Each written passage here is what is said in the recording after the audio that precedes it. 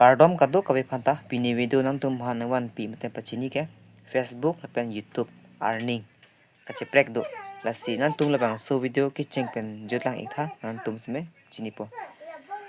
nili sme Facebook ke lang duno lapen nili ke content monetize ke long la sme penang tum che post henong lo a views hadi a videos me a views ke a lakh 2 lakh 3 lakh sme earning mang ke $1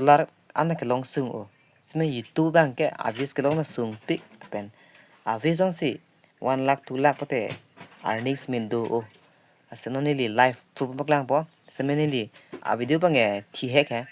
only 2 minute vet seme a video bang 64k la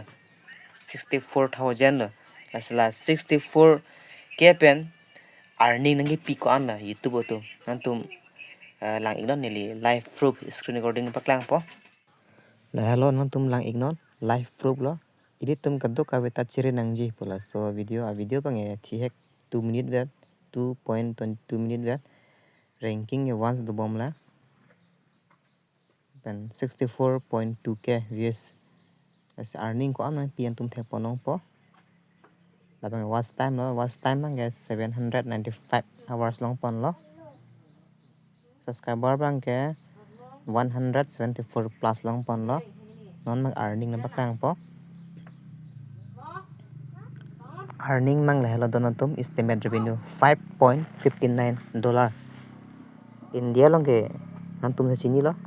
mane pan se loima semi US dollar bang ke $5.59 lo ase 64k pen laan dollar ke long chok ma chok chema nantum comment nong nang thanik tha sepen labang so video lang me sen putem tu unshare tha si pini video nantum hanawan pi putena pachini ke la hello